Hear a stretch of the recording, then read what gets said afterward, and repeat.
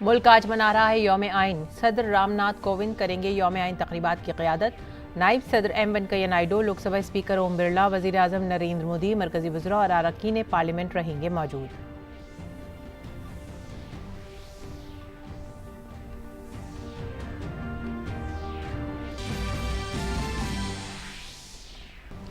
वज़ीर ख़ारजा doctor S Jaishankar की सदारत में आज वीडियो कॉन्फ्रेंसिंग के ज़रिए से होगी रूस, भारत और चीन ग्रुप के वज़राए ख़ारजा की 18वीं मीटिंग। इलाक़ाई और बैनुल अक़वामी अहमियत के मुख्तलिफ मसाइल समेत RIC से फ़रीक़ी ताउन को मजबूत करने पर होगी बातचीत।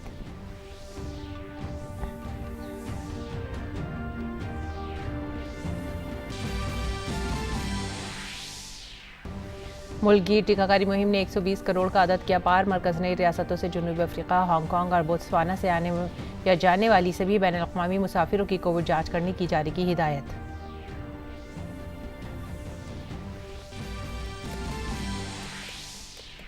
म्यांमार भारत सरहद पर आज सुबह रिख्तर पैमाने पर 6.1 की शिद्दत का ज़लज़ला। मगरबी बंगाल, त्रिपुरा, असम में भी ज़लज़ले के महसूस किए गए झटके। किसी भी तरह के नुकसान की कोई खबर नहीं।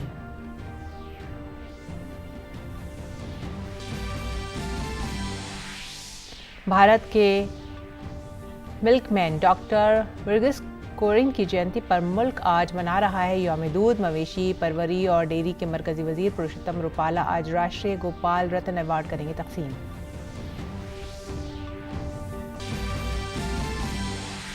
यूरोप के बरतानिया में कोविड-19 के सबसे ज़्यादा मामले दर्ज।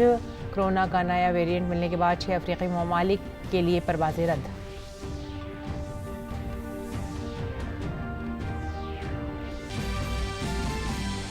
और कानपुर के ग्रीन पार्क में भारत और न्यूजीलैंड के दरमियान पहले क्रिकेट टेस्ट मैच का दूसरा दिन आज। भारत ने पहले दिन का खेल खत्म होने पर बनाए 4 विकेट पर 258 रन।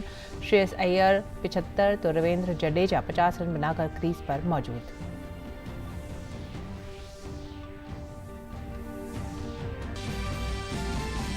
जूनियर हॉकी आलमी में साबिका चैंपियन भारत ने कनाडा को 13-1 से दी शिकस्त। भारत के संजय और अराजीत सिंह ने लगाई हैट्रिक। भारत का कल पोलैंड से होगा मुकाबला।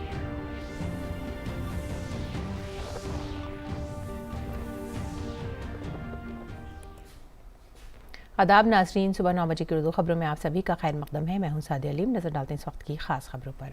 आइन साज असेंबली से भारतीय आइन की मंजूरी की याद में आज मुल्क भर में यौम आइन मनाया जा रहा है। आज के दिन 1949 में दस्तूर साज असेंबली ने आइन के मुसव्वदे को बाज़ाब्ता तौर पर तस्लीम किया था। उसके बाद 26 जनवरी 1950 से मुल्क का आइन नाफिज हुआ। सदर जमहूरिया रामनाथ कोविंद पार्लियामेंट हाउस के सेंट्रल हॉल में यौम आइन की तकरीबात की क़यादत करेंगे। इस मौके पर नायब सदर एम वेंकैया नायडू, वज़ीर आज़म नरेंद्र मोदी, लोकसभा स्पीकर ओम बिरला, वज़रा, अरकान पार्लियामेंट और दीगर मुअज़्ज़िज़ीन भी मौजूद रहेंगे। वज़ीर आज़म नरेंद्र मोदी नई दिल्ली में पार्लियामेंट के सेंट्रल हॉल में यौम आइन के प्रोग्राम से खिताब करेंगे। आम लोगों से दरख्वास्त की गई है कि वो कोविड ज़ाब्तों पर अमल करते हुए अपने अपने मकामात से सदर कोविंद के ज़रिए यौम आइन की तमहीद पढ़े जाने की तकरीबात में शामिल हों। ज़्यादा से ज़्यादा अवामी शिराकत को यकीनी बनाने के लिए वज़ारत पार्लिमानी उमूर के 2 पोर्टल बनाए हैं। एक पोर्टल 22 सरकारी ज़बानों और अंग्रेज़ी में आइन की तमहीद को ऑनलाइन पढ़ने के लिए है, जबकि दूसरा आइनी जमहूरियत पर ऑनलाइन क्विज के लिए है। कोई भी इनमें हिस्सा ले सकता है और सर्टिफिकेट हासिल कर सकता है। PM मोदी शाम 5:30 बजे नई दिल्ली में सुप्रीम कोर्ट के ज़ेर एहतमाम 2 रोज़ा यौम आइन की तकरीबात का भी इफ्तिताह करेंगे। और यौम आइन पर देखते हैं chief election commissioner Sushil Chandra का मुल्क के राय दहिंदगान के नाम पैगाम। नमस्कार, सभी नागरिकों को संविधान दिवस की शुभकामनाएं।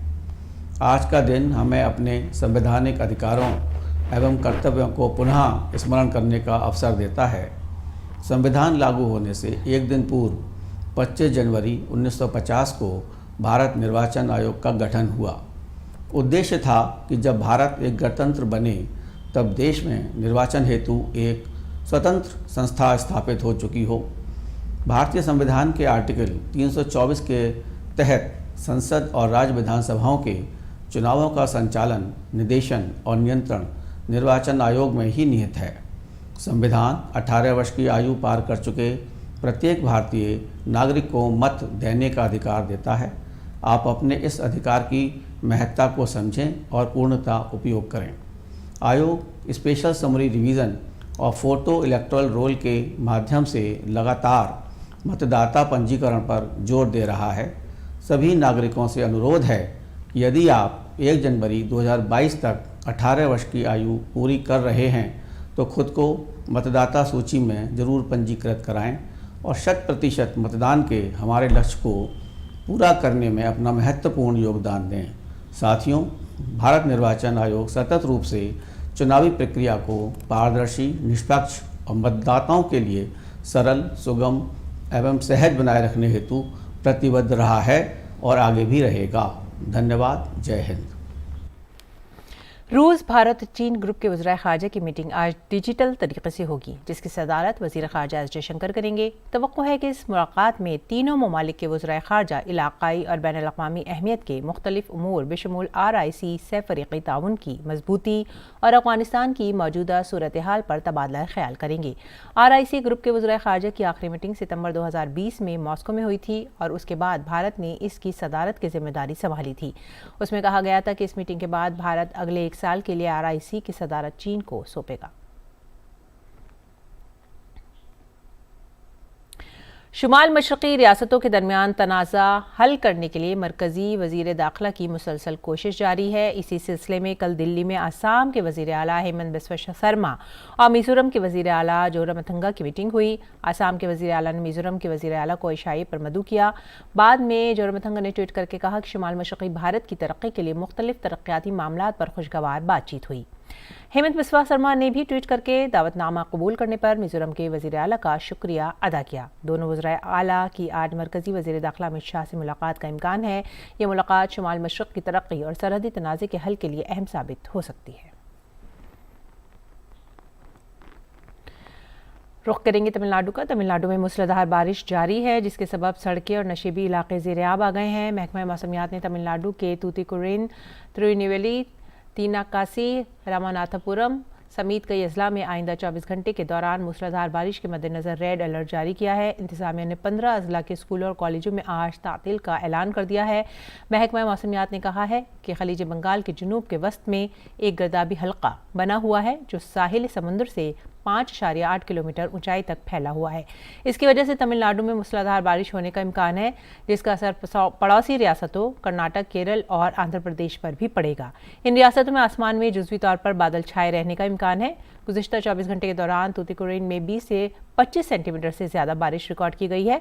बारिश से मुतासरा ज़िले में इंतज़ामिया को किसी भी तरह के चैलेंज से निपटने के लिए फौरी तौर पर इक़दाम करने के लिए अलर्ट जारी किया गया है। महकमा मौसमियात ने जुनूबी इलाकों में मुसलसल बारिश के पेश नज़र तमिलनाडु के 5 अजला के लिए रेड अलर्ट जारी किया है। महकमा मौसमियात ने तमिलनाडु, पुडुचेरी, कराईकल में अलग अलग मकामात पर भारी से बहुत भारी बारिश की पेशनगोई की है। महकमा मौसमियात के मुताबिक साहिली आंध्र प्रदेश, ओरेनम, रायलसीमा, तमिलनाडु, पुडुचेरी, कराईकल, लक्षद्वीप और केरल माह में 29 नवंबर तक अलग अलग मकामात पर बिजली गिरने और गरज के साथ बौछारें पड़ने का इम्कान है। साथ ही माहीगीरों को समुद्र में न जाने का भी मशवरा दिया गया है। और म्यांमार भारत सरहदी इलाके में आज सुबह 6.7 की शिद्दत का ज़लज़ला महसूस किया गया। ज़लज़ले की तस्दीक करते हुए कहा गया है कि ज़लज़ला बांग्लादेश से 175 किलोमीटर मशरक़ में सुबह 5:30 बजे महसूस किया गया। भारत के मगरबी बंगाल, त्रिपुरा और असम में भी ज़लज़ले के झटके महसूस किए गए। और अब बात करेंगे टीकाकारी मुहिम की। कोविड वैक्सीनेशन मुहिम के तहत मुल्क में 120 करोड़ से ज़्यादा टीके लगाए जा चुके हैं। अब तक कुल मिलाकर 1 अरब 20 करोड़ 17 लाख वैक्सीन की खुराकें दी जा चुकी है। वज़ारत सेहत ने बताया है कि कल 74,59,6000 से ज़ायद लोगों को टीके लगाए गए। और जनूबी अफ्रीका में कोरोना वायरस का नया वेरिएंट आने के बाद से कई ममालिक में खुसूसी निगरानी की जा रही है। मरकज़ ने तमाम रियासतों और मरकज़ के ज़ेर इंतज़ाम इलाकों को ख़त लिख कर बेदार किया है। मरकज़ ने रियासतों को हिदायत जारी की हैं कि वे जनूबी अफ्रीका, हांगकॉन्ग और बोत्सवाना से रवाना होने वाले तमाम बैनुल अक़वामी मुसाफिरों की कोविड टेस्टिंग करें।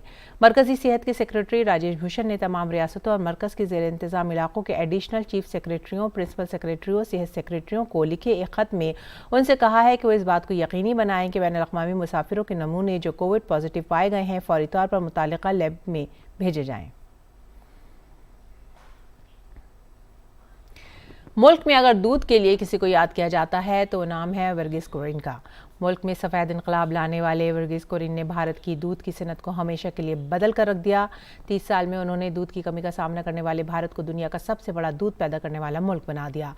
उनके ताउन के लिए उन्हें रेमन मैग्सेसे पद्म विभूषण और वर्ल्ड फूड प्राइज़ जैसे कई एजाज़ात से सरफराज किया गया।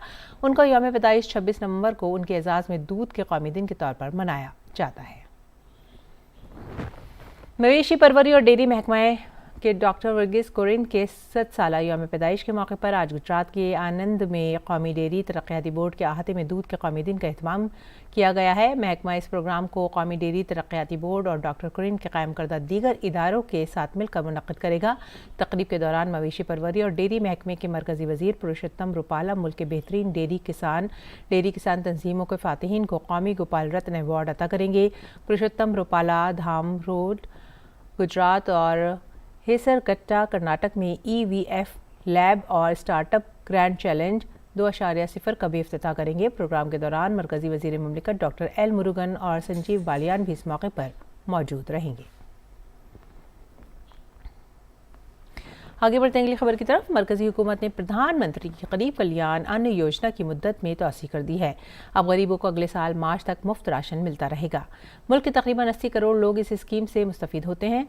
साथ ही इस ऐलान से उत्तर प्रदेश के लोगों को दोहरा फ़ायदा मिलेगा, क्योंकि पिछले दिनों वज़ीर आला योगी आदित्यनाथ ने मार्च तक मुफ्त राशन देने का ऐलान किया था। रियासत के तकरीबन 15 करोड़ लोगों को इससे फ़ायदा मिलेगा। यूपी के गरीब ख़ानदानों ने भी इस फैसले का खैर मकदम किया है।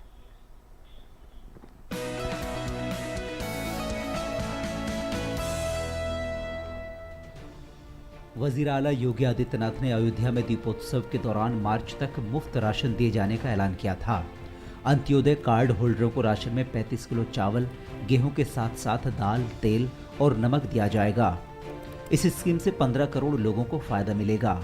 मरकजी सरकार की प्रधानमंत्री गरीब कल्याण अन्न योजना 30 नवंबर को खत्म हो रही थी, लेकिन अब मरकजी सरकार ने भी प्रधानमंत्री गरीब कल्याण अन्न योजना को मार्च तक बढ़ा दिया है, जिसके बाद उत्तर प्रदेश में भी मुस्तफिदीन में खुशी की लहर है। 2 साल कोरोना जैसे काल में भी हम लोगों को और आम लोगों को जो राशन मिला है, उसके लिए हम मोदी जी को धन्यवाद देते हैं, क्योंकि काफ़ी विषम स्थिति में भी लोगों ने कम से कम अपने राशन द्वारा अपने परिवार का और अपना पेट पाल लिया। ये बहुत बड़ा कार्य रहा। कोरोना से राशन मुफ्त मिल रहा है, उसके लिए बहुत बहुत धन्यवाद। और 4 महीना और राशन मिलेगा। अच्छा काम कर रही है सरकार। मोदी जी को बहुत बहुत धन्यवाद। वज़ीर-ए-आज़म नरेंद्र मोदी की पहल पर कोरोना के बुरे दौर में शुरू की गई इस स्कीम ने गरीब तबके के कुनबों को वबा से राहत देने का काम किया है। कोरोना के मुश्किल वक्त में गरीबों के 2 वक्त के खाने का मसला हल हुआ और 80 करोड़ लोगों तक इस स्कीम का फायदा पहुंचा। तो यूपी में भी करोड़ों लोगों को इस स्कीम ने बेहतर क्वालिटी का राशन मुहैया कराया। अपने कार्ड धारकों को ये बताना चाहता हूँ कि वाराणसी जनपद में लगभग 5.5 लाख राशन कार्ड हैं और हमारे 26.5 लाख लाभार्थी हैं, जिनको हम हर माह प्रधानमंत्री गरीब कल्याण अन्न योजना के अंतर्गत फ्री गेहूं और चावल उपलब्ध कराते हैं। एवं प्रदेश सरकार के योजनाओं के अंतर्गत किसी भी लाभार्थी को खाद्यान्न पाने में कोई भी किसी प्रकार की कोई समस्या हो या कोई भी कंप्लेन हो, वो हमारे 1800-150 टोल फ्री नंबर पे शिकायत दर्ज करा सकता है। हमारे कार्यालयों में भी आकर के अपनी बात को रख सकता है। कोरोना बहरान के दौरान लगाए गए लॉकडाउन के बाद सरकार ने इस स्कीम की शुरुआत की थी। वज़ीर-ए-आज़म नरेंद्र मोदी की पहल पर मरकजी सरकार ने PM गरीब कल्याण अन्न योजना की शुरुआत की, ताकि कोई भी गरीब भूखा ना सोए। अब इस स्कीम के तहत गरीबों को मार्च तक सरकार मुफ्त गेहूं और चावल मुहैया कराएगी। वाराणसी से दीपक गुप्ता के साथ योगेश कुमार की रिपोर्ट, DD न्यूज़ उर्दू खबरें।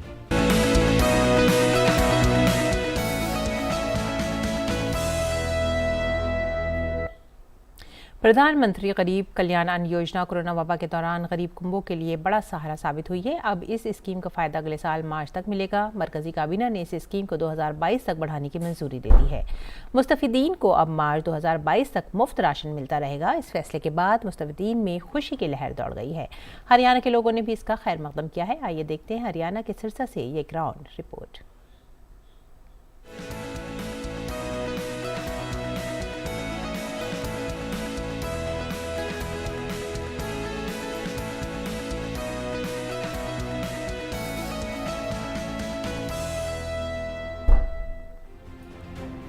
प्रधानमंत्री गरीब कल्याण अन्न योजना के तहत 80 करोड़ गरीब लोगों को हर महीने 5 किलो गेहूं या चावल और 1 किलो पसंदीदा दाल मुफ्त दी जा रही है।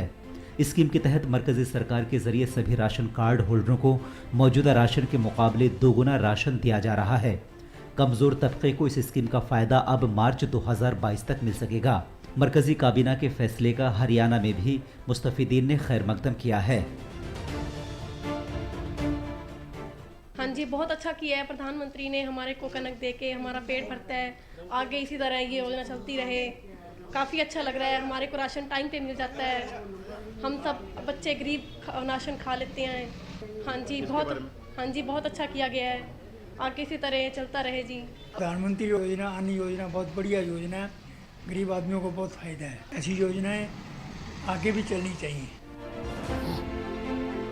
प्रधानमंत्री गरीब कल्याण अन्न योजना कोरोना बहरान में गरीबों के लिए बड़ी राहत के तौर पर सामने आई है। इस स्कीम ने गरीबों को मुश्किल वक्त में सहारा देने का काम किया है, ताकि वबा के इस बहरान में कोई भूखा ना सोए और गरीबों को मुश्किल से मुश्किल वक्त में भी 2 वक्त के खाने की फिक्र करनी ना पड़े। हरियाणा रियासत में भी इस स्कीम ने तस्वीर को बदलने का काम किया है। हरियाणा में सिरसा जिले के तकरीबन 1,20,000 गरीब कुनबों को इस स्कीम का फायदा मिल रहा है। हमारे यहाँ पर प्रधानमंत्री गरीब कल्याण अन्न योजना के 1,20,000 के करीब बेनिफिशियरी हैं। ये नवंबर तक स्कीम थी। अब सरकार द्वारा बड़ा सराहनीय कार्य किया गया है कि इसको मार्च 2022 तक बढ़ा दिया गया है।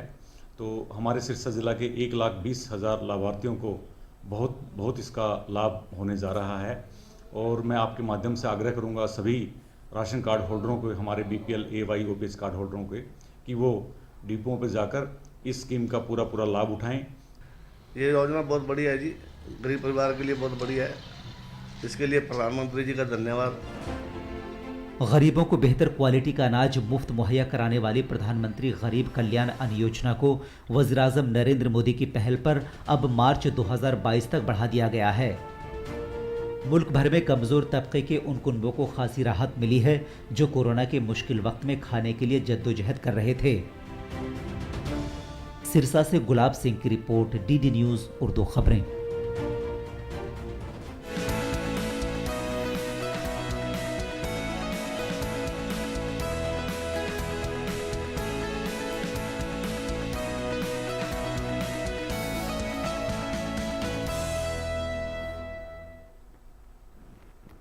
भारत बैनुल-अक़वामी तिजारती मेले में पद्मश्री लाजवंती देवी का स्टॉल भी तवज्जो का मरकज़ बना हुआ है। मेले में आए स्टार्टअप भी काफ़ी खुश नज़र आ रहे हैं। मेले में चल रहे हुनर हाट में इस बार सर्कस का भी एहतमाम किया गया है। आइए देखते हैं। हाल ही में सदर जमहूरिया के हाथों पद्मश्री एजाज से सरफराज लाजवंती देवी को 40वें भारत बैनुल-अक़वामी तिजारती मेले में MSME के पंडाल में देखा जा सकता है। पंजाब के पटियाला में फूलकारी की रिवायत को जिंदा रखने के लिए इनकी एक अलग पहचान है। ये अब तक कई हजार खवातीन को तरबियत देकर उन्हें खुद कफील बना चुकी हैं और इन दोनों मेले में तवज्जो का मरकज बनी हुई हैं। फुलकारी एक अपने पंजाब की एक कला है, फूलों में से ये पैदा हुई। ये रंग बिरंगे सारे फूलों के रंग ही होते हैं और मैंने ये है अच्छा किया, फ्री में जगह दे दी। ये तो अच्छा लगता है ना, पहले पैसा लेते थे, अब फ्री में मिली है।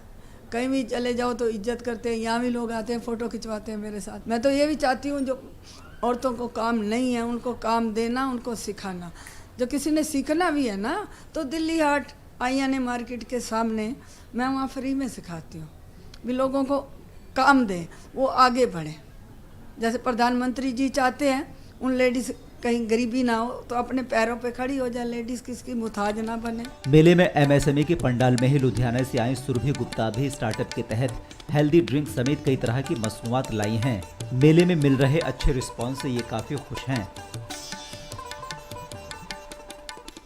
को हेल्दी इंडिया बनाने आई हूँ। ये हमारे हेल्थ ड्रिंक मिक्सेस है।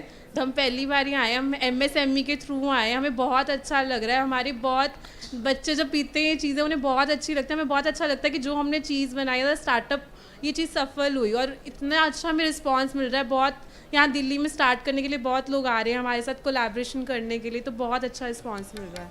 मेला शनिचर यानी 27 नवंबर को खत्म हो रहा है। इस बार मेले की थीम आत्मनिर्भर भारत रखी गई है। दिल्ली से गिरीश निशाना की रिपोर्ट, DD न्यूज़ उर्दू खबरें। आलमी खबरों में बरतानिया ने जनूबी अफ्रीका में कोरोना वायरस की नई किस्म के हवाले से 6 अफ्रीकी ममालिक से आने वाली परवाज़ों पर पाबंदी आयद कर दी है। बरतानिया ने जनूबी अफ्रीका और बोत्सवाना में कोरोना वायरस के नए स्ट्रेन पर तशवीश का इजहार करते हुए कहा कि इन ममालिक में कोई तैयारा नहीं भेजा जाएगा। साथ ही बरतानिया ने यह भी कहा है कि नए वेरिएंट पर कोरोना वैक्सीन के असर के बारे में शक है कि आया इसका मुकम्मल असर पड़ेगा या नहीं। खेल की खबरों में भारत और न्यूजीलैंड के दरमियान 2 टेस्ट मैचों की सीरीज का पहला मैच कल कानपुर के ग्रीन पार्क स्टेडियम में शुरू हुआ। भारत ने पहले दिन का खेल खत्म होने पर 4 विकेट पर 258 रन बना लिए थे। श्रेयस अय्यर 75, रविंद्र जडेजा 50 रन बनाकर क्रीज पर मौजूद थे। भारतीय कप्तान अजिंक्य रहाणे ने टॉस जीतकर पहले बल्लेबाजी करने का फैसला किया। भारत की शुरुआत अच्छी नहीं रही। टीम के सलामी बल्लेबाज मैकाले जेमसन की गेंद पर 13 रन बनाकर आउट हुए। उसके बाद शुभमन गिल और चेतेश्वर पुजारा ने भारतीय इनिंग्स को संभाला। दोनों ने लंच तक टीम के स्कोर को 1 विकेट पर 82 तक पहुंचाया। उस दौरान गिल ने अपनी निसफ सेंचुरी मुकम्मल की, लेकिन लंच के फौरन बाद शुभमन ने 52 रन पर जेमसन की गेंद पर आउट हो गए। जेमसन ने गिल को बोल्ड किया। चेतेश्वर पुजारा 26 रन पर टिम साउथी की गेंद पर आउट हुए। उसके बाद अजिंक्य रहाणे और श्रेयस अय्यर के दरमियान 39 रन की साझेदारी हुई। रहाणे 35 रन बनाकर जेमसन की गेंद पर बोल्ड हुए। उस टेस्ट में डेब्यू करने वाले श्रेयस अय्यर ने मायूस नहीं किया और निसफ सेंचुरी स्कोर करी।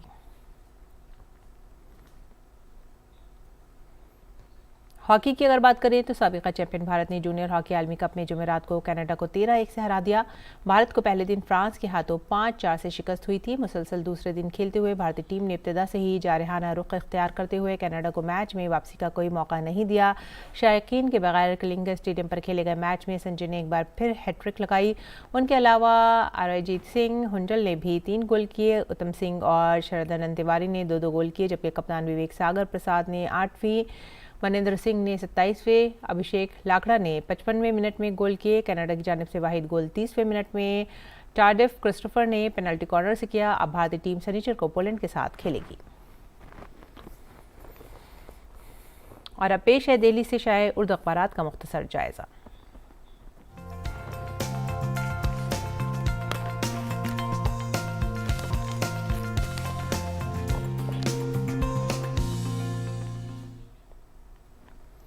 दिल्ली से शाये उर्दू अखबारात के मुख्तसर जायजे में जो पहली खबर हमने ली है वो है रोजनामा राष्ट्रीय सहारा से, और ये सुर्खी बनाई है राष्ट्रीय सहारा ने, उत्तर प्रदेश को अब आलमी शनाख्त मिलेगी।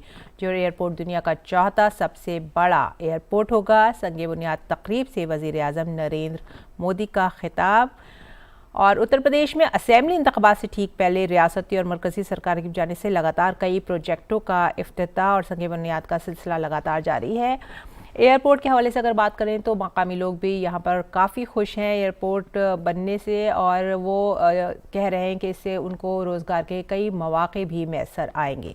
आगे बढ़ेंगे अगली खबर की तरफ, और ये भी है रोज़नामा राष्ट्रीय सहारा से ही, और ये खबर है दिल्ली से मुतालिक, और ये है दिल्ली में तामीराती सरगर्मियों पर फिर से रोक लगा दी गई है, क्योंकि लगातार आलूदगी और हवा के मेयार के ख़राब होने के साथ साथ ही तामीराती सरगर्मियों पर अब दोबारा से रोक लगाई गई है। अगली खबर की तरफ रुख करते हैं, और ये है रोज़नामा राष्ट्रीय सहारा से ही, और ये खबर है सऊदी अरब हिंदुस्तान समेत 6 ममालिक को बराह रास्त दाखिले की इजाज़त अब दे देगा। सऊदी अरब ने हिंदुस्तान की परवाज़ों को अब तक रोक रखा था, लेकिन अब ये परवाज़ें शुरू हो गई हैं। आगे बढ़ेंगे अगली खबर की तरफ, और ये है अखबार मशरक़ से, और ये खबर है हज से मुतालिक। हज के अमल को बेहद आसान बनाया गया है। मरकज़ी वज़ीर मुख्तार अब्बास नकवी का बयान। हज 2022 100% डिजिटल हो चुका है। 20,000 दरख्वास्तें वसूल हुई हैं। सिर्फ 10 मकामात से रवानगी होगी। आगे बढ़ेंगे इससे अगली खबर की तरफ, और ये है अमित शाह का बयान, जिसमें उन्होंने कहा है कि साबिक़ा हुकूमतों ने शुमाल मशरक़ को अब तक नज़रअंदाज किया है, और अब शुमाल मशरक़ी तरक्की के लिए मरकज़ी सरकार पाबंद अहद है। ये था दिल्ली से शाये उर्दू अखबारात का मुख्तसर सा जायज़ा, और अब आगे बढ़ते हैं मौसम के मिजाज की तरफ। मौसम का मिजाज।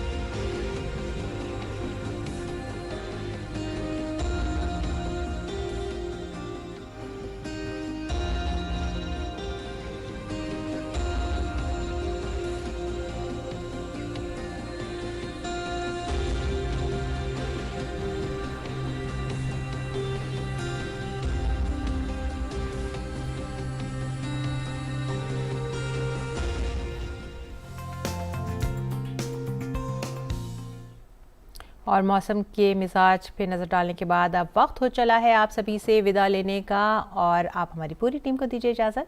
आदाब।